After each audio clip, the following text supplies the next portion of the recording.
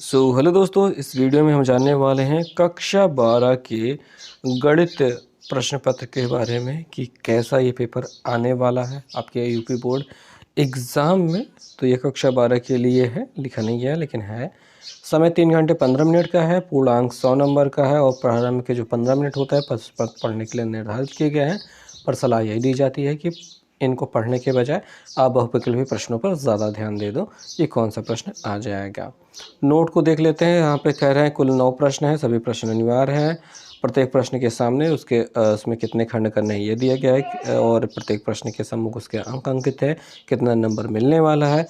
प्रश्न संख्या 1 से आरंभ कीजिएगा और आखिर तक जाइएगा। जो प्रश्न ना आए उसको छोड़ दीजिएगा और इसमें व्यर्थ समय नष्ट मत कीजिएगा।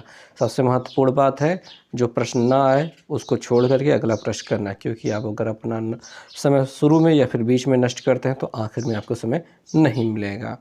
प्रश्न संख्या पहले की बात कर लेते हैं, जो कि बहुविकल्पी प्रश्न हो जाते हैं। सभी के सभी 1 नंबर के हैं और प्रश्नों की संख्या टोटल यहाँ पे हो जाती है 5, जो कि आपको देखने को मिल रहा है। प्रश्न संख्या 2 की बात कर लेते हैं, जो कि सभी 1-1 नंबर के हैं और इसमें भी प्रश्नों की संख्या टोटल हो जाती है 5। बेहतरीन प्रश्न है।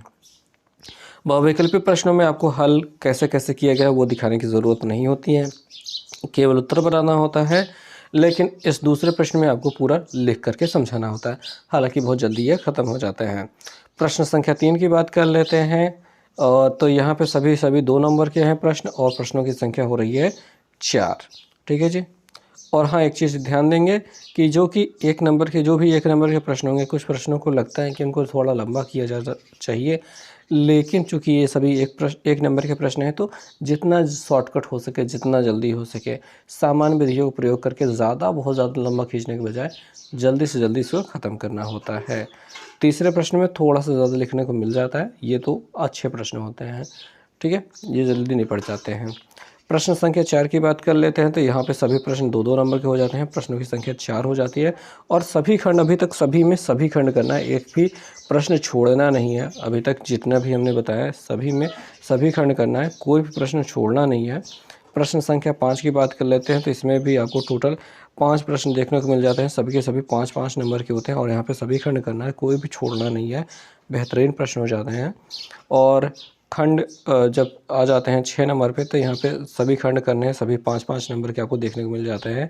का, ख, ग, घ, अंगा करके टोटल 5 प्रश्न आपको देखने को मिल जाते हैं, जिसमें सभी खंड करने हैं और सभी 5-5 नंबर के, मतलब टोटल हो जाते हैं। अब यहाँ पे देखिए, ये दोनों 2.5-2.5 नंबर के हैं, क्योंकि ये अंगा का हिस्सा है, इस वजह से टोटल 5 नंबर हो गए। 7वें प्रश्न में आ जाते हैं, जिसमें से केवल 1 खंड करना है, यानी का और खा में केवल 1 प्रश्न करना है। 8वें प्रश्न में भी केवल 1 खंड करना है, यानी का और खा में केवल 1 प्रश्न करना है। 9वें प्रश्न की बात कर लेते हैं, उसमें भी एक प्रश्न ही करना है, 1 खंड करना है, तो का और खा में किसी एक प्रश्न को आप कर लेंगे। अब ये 8-8 नंबर के टोटल प्रश्न हो जाते हैं। ठीक है, तो 7वां, 8वां और 9वां प्रश्न सभी 8-8 नंबर के प्रश्न हो जाते हैं और बस इनमें से एक ही प्रश्न करना होता है। बाकी सभी में सभी प्रश्न करने होते हैं। यही लास्ट के 3 प्रश्नों में आपको केवल 1 प्रश्न करना होता है।